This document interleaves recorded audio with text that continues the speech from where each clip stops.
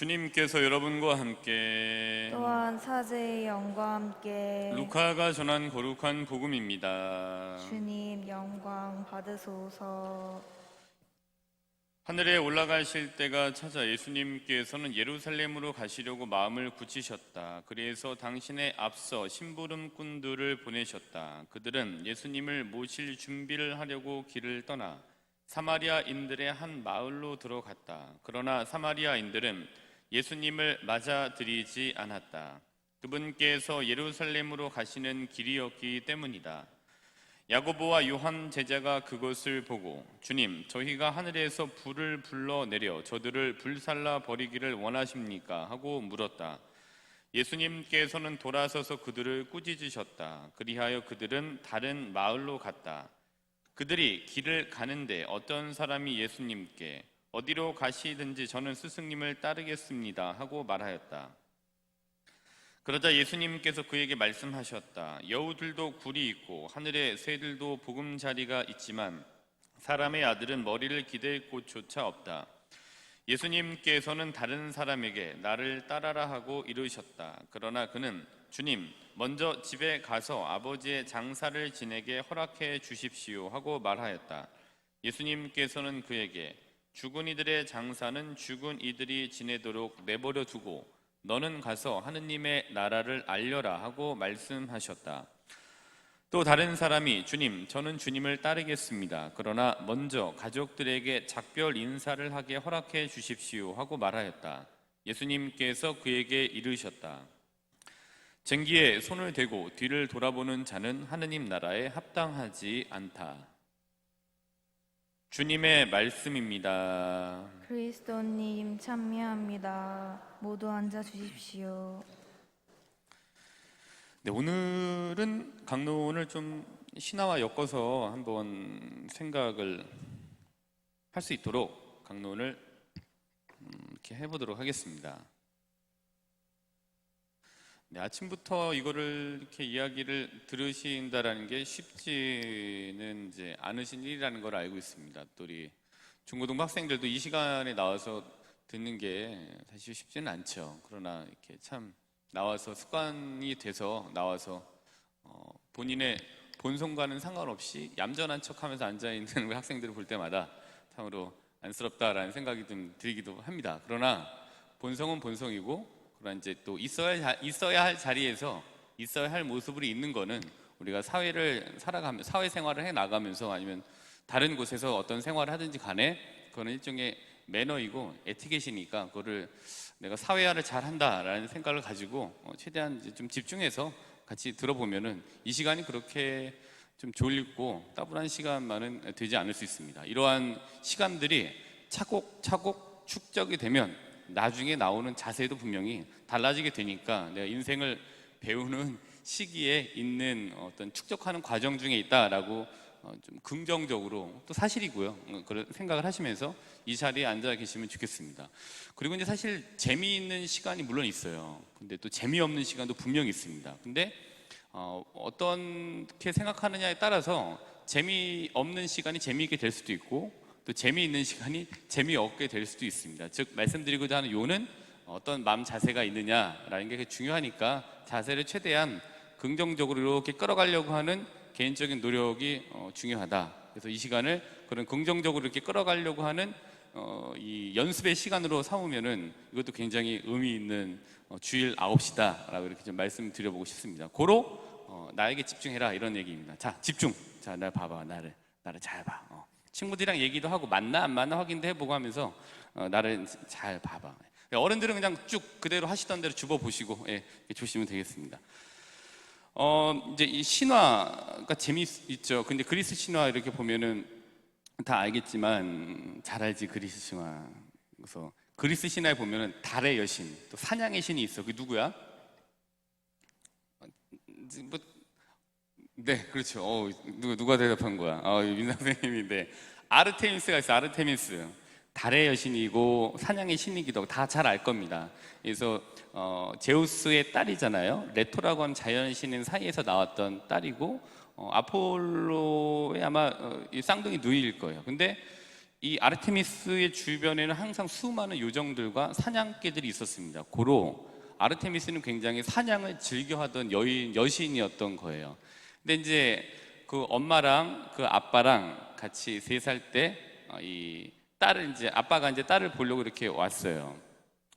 근데 딸을 보러 왔는데 그때 3살 때였다고 이제 3살이었는데 그때 이제 아빠인 제우스가 너무 이쁘니까 자기 딸이 내가 너에게 무엇을 해주면 좋겠니? 라고 이렇게 얘기를 했더니 그 아르테미스가 여성이긴 하지만 그 안에 굉장히 이제 이 남성성이 강한 거잖아요. 사냥을 좋아하고 이러다 보니까 3살이었음에도 불구하고 당돌하게 아주 이 당차게 자기 아버지인 제우스에게 이렇게 얘기를 합니다.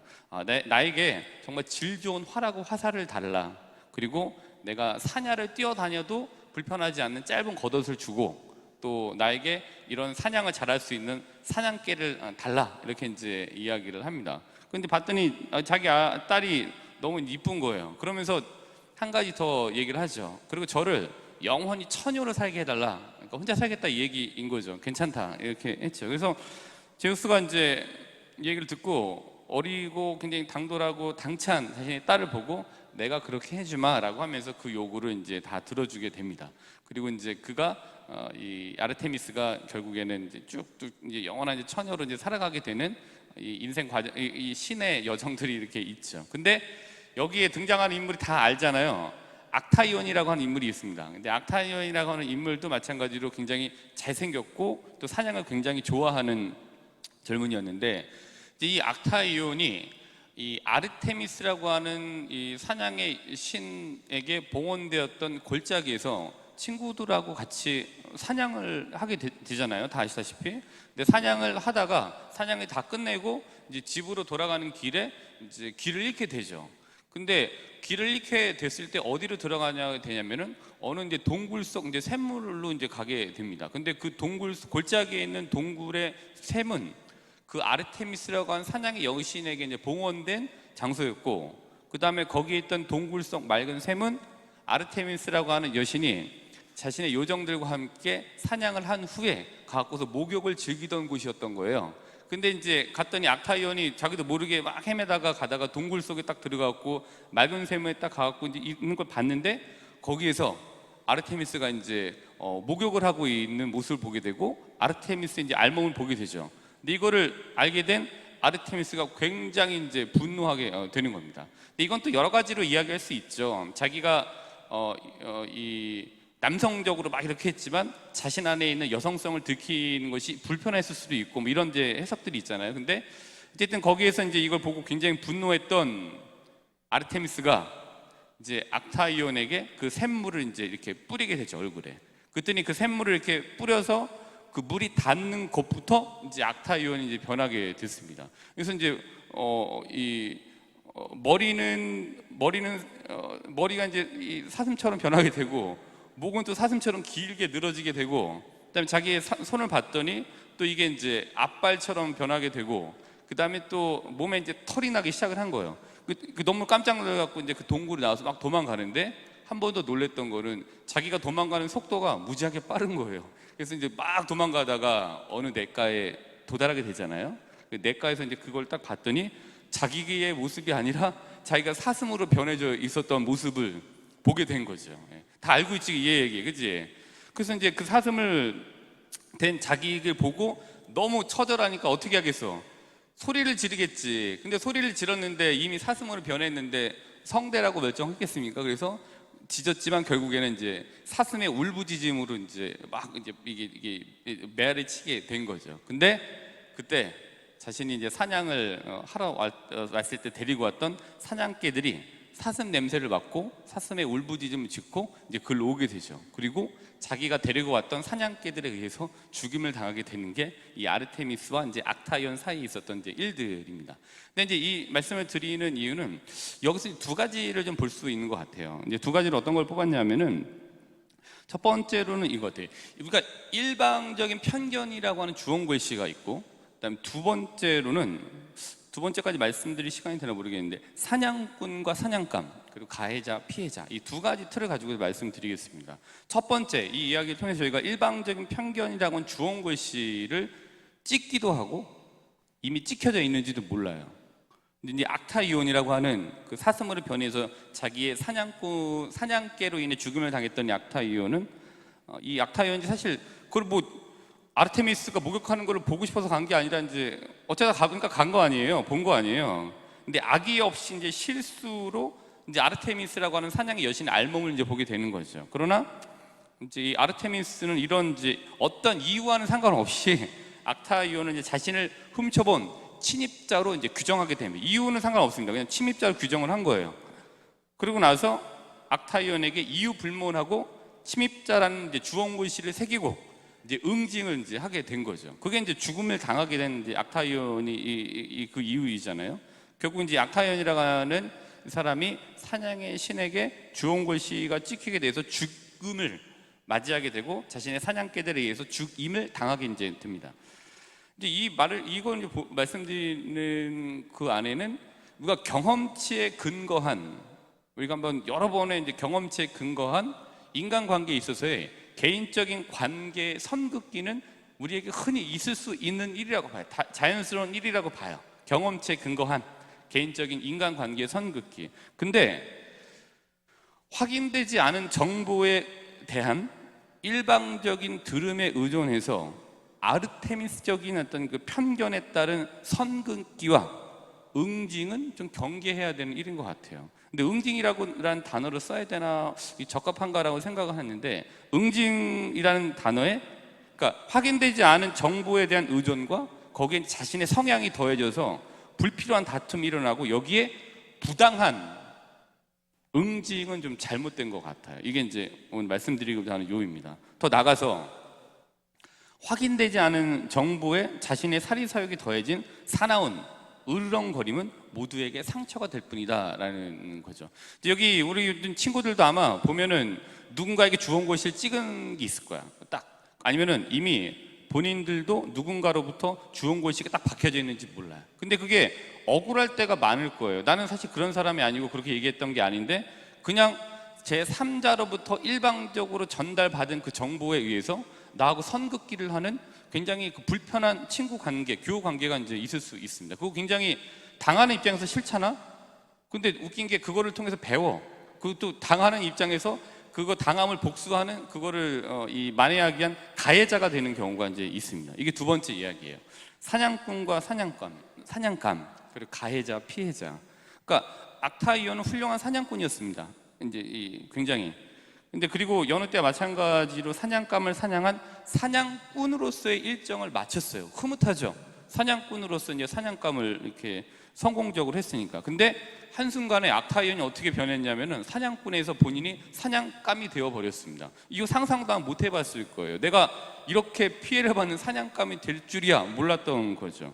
그러니까 결국에 사냥감이 되어버린 악타이온, 죽임을 당하게 됩니다. 이제 우리는 저도 그렇고 경계해야 되는데 누구나 사냥꾼이 될 수 있어요.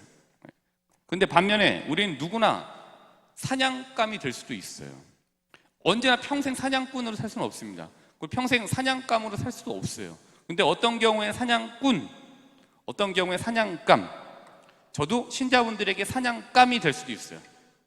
그리고 신자분들이 저에 대한 사냥꾼이 되실 수도 있습니다. 또 반대가 될 수도 있어요. 선생님들도 학생들에게 사냥감이 될 수가 있어요. 그러니까 뭐 애교 있는 사냥감이 되는 거는 우리가 충분히 감내할 수 있죠. 그래서 아이들을 위해서. 근데 우리가 또 어느 경우에는 사냥꾼이 될 수도 있어요. 근데 여기에는 본인의 굉장히 그 악의적인 개인적인 성향이 섞여서 주홍글씨를 찍힌 상대에 대한 악의적인 이 부당한 응징으로 누군가를 사냥꾼을 만들 수 있게 되는 거죠. 그러니까 우리가 누구나 사냥꾼이라고 하는 가해자가 될 수 있고요. 우리는 누구나 사냥감이라고 하는 피해자가 될 수도 있고 반대가 될 수도 있습니다. 근데 되게 재미있는 사실은 사냥꾼이라는 가해자가 특별히 사나운 종자들이 아니라 우리같이 평범한 사람들이라는 사실이에요. 우리 같은 평범한 사람들이 사나운 으르렁거림을 가르치는 사냥꾼이 될 수 있습니다. 그리고 나는 그냥 악의 없이 살아왔는데 누군가로부터 잘못 이렇게 돼서 굉장히 부당한 응징의 대상이 되는 사냥감이 될 수도 있어요. 사냥꾼과 사냥감은 다 평범한 사람들이에요. 근데 누군가는 사냥꾼이 되고 누군가는 사냥감이 되고 반대가 되기도 하는 거죠. 평범한 사람들 사이에서 일어나는 일들입니다. 그래서 우리가 정확하지 않은 정보에 의존한 채 쉽게 주원고시를 찍지 말아야 되겠다. 첫 번째. 두 번째, 또한 부당한 가해자와 사냥꾼이 되는 것을 경계해야 되겠다라는 걸 오늘 이야기 속에서 말씀드리고자 하는 부분입니다. 오늘 복음을 읽는 키워드는 이거예요. 부당하게 찍힌 일방적인 편견에 의존한 주원고시. 그다음에 두 번째로는 사냥꾼과 사냥감 대 가해자와 피해자, 이렇게 이제 이런 키워드로 읽으실 수 있는 것 같아요. 그래서 오늘 복음을 한번 보시면 루카복음 9장 51절부터 62절까지의 말씀인데 이렇게 한번 보실 수 있을 겁니다. 9장 52절에 보면은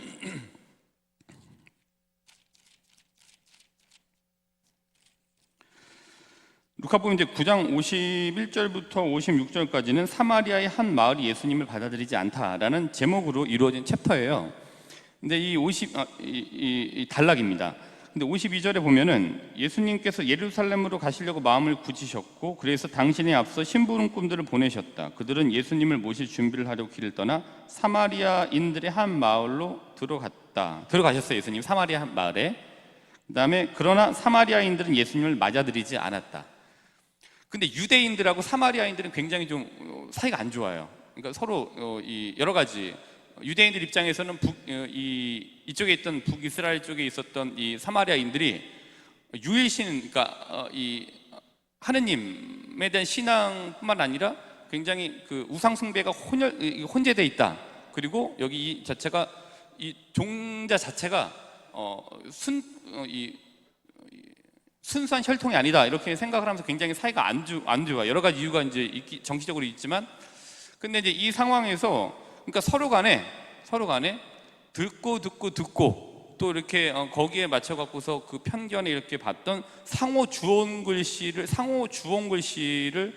찍어놓고 있는 상태예요. 유대인들 입장에서는 사마리아인들에게 저놈들은 안 돼라고 하는 주원 글씨를 이미 찍고 낙인을 찍혀놓고 보고, 또 그 사마리아인들 입장에서는 저놈들은 우리 너무 무시하고 이렇게 돼, 저놈들은 상종하지 말아야지라고 하면서 주원고시라고 하는 낙인을 이제 찍어 놓은 상태예요. 여기 굉장히 깊은 불신이 있는 거죠. 그리고 깊은 불신, 이게 서로 이제 만나지도 않고 확인해 보지 않았던 것들을 근거로 굉장히 사나운 으르렁거림들이 서로 간에 이제 있게 됩니다. 첫 번째 볼 수 있죠.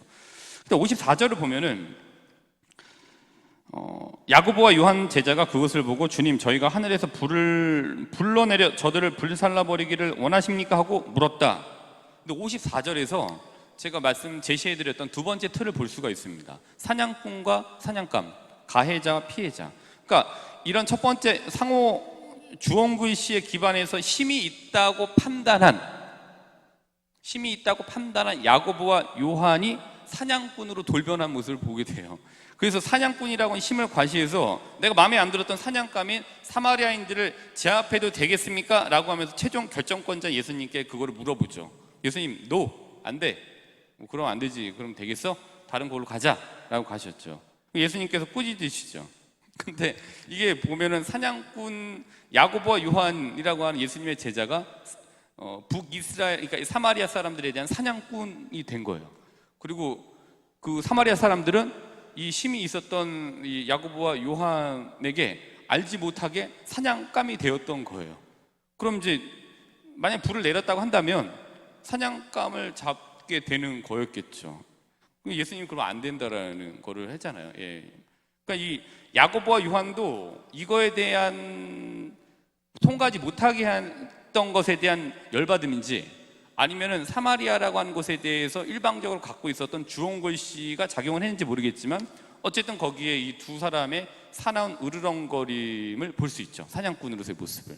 근데 이제 나중에 보면은 야고보와 요한을 포함한 제자들 대부분은 그리스도인들을 사냥하고자 했던 사냥꾼들에게 사냥감이 되어서 죽음을 맞이하게 돼요. 그게 저희들 입장에서는 순교라고 얘기를 하는 거죠. 그러니까 사냥꾼으로서의 입장이 있었지만 나중에는 본인들도 사냥감이 됐죠. 결국 이제 그렇게 누군가는 언젠가는 우리도 사냥꾼에서 사냥감이 돼요. 또 사냥감이었던 사람이 사냥꾼이 되기도 하죠. 뭐 그렇게 볼 수 있는 것 같아요. 그래서 이제 사도행전을 한번 집에 가서 한번 찾아보시면은 8장 1절을 보시면은 굉장히 사도행전 한번 볼까요? 사도행전 8장 1절. 어떤 일이 있었냐면 사울은 스테파노를 죽이는 일에 찬동하고 있었다. 사울. 네. 근데 바오로가 이제 사울이잖아요. 근데 사울이 이제 어떤 입장에 있었냐면 그리스도교에 대해서 굉장히 불신하는 주홍글씨를 이미 찍어놓고서 그리스도교로 굉장히 철저히 배격하는 사나운 유대 사냥꾼의 대표격이 사울이라는 사람이었어요. 바오로가 되기 전에. 근데 그리고 나서 사울은 그런 굉장히 그 사나운 사냥꾼이었고, 스테파노는 누구였냐? 이제 그 전에 보면은 7장 54절부터 60절을 보면은 스테파노가 이제 최초로 순교를 하죠. 근데 스테파노는 누구냐면은 이 사냥꾼들의 사냥감인 그리스도인의 대표격으로 이제 최초로 순교를 하게 됩니다. 스테파노가 그렇게 나와요. 스테파노는 사냥을 당하게 됐죠. 그러니까 유대인들이라고 하는 사나운 사냥꾼들에 의해서 그리스도를 믿는다는 이유로 스테파노가 사냥감이 되고 죽임을 당하게 됩니다. 이제 이게 이제 이런 구도를 이해해 볼 수 있게 됩니다. 그러면 시간이 되시면 집에 가셔서 다니엘 13장을 찾아보시면 수산나에 대한 이야기가 나오거든요. 이것도 한번 이 주홍글씨와 또 가해자와 피해자, 그 다음에 사냥꾼과 사냥감이라는 구도를 한번 읽어보시면 또 재미있게 읽으실 수 있을 겁니다. 그래서 우리도 여러 가지 말씀드렸습니다만 경우에 따라서는 정당하지 못한 굉장히 비겁한 사냥꾼이자 가해자이기도 합니다. 그리고 동시에 확인되지 않은 정보를 가지고 가해를 당하는 모습을 지켜보면서 즐기는 방관자이기도 하고 구경꾼일지도 모릅니다. 그러나 이제 우리도 언젠가는 누군가의 사냥감이 될 수 있고 피해자가 될 수 있습니다. 지금 현재 그런 사냥감이자 어쩌면 피해자로 여기 앉아 계실지도 모릅니다. 그렇기 때문에 이번 한 주 확인되지 않은 정보로 인한 습관적 주홍글씨 붙이기를 좀 경계하고 사냥감을 노리는 사나운 사냥꾼이 아닌 좀 더 부드러운 삶을 구현해 나가도록 노력하는 한 주간이 되도록 결심하시면서 오늘 미사를 봉헌하도록 합시다.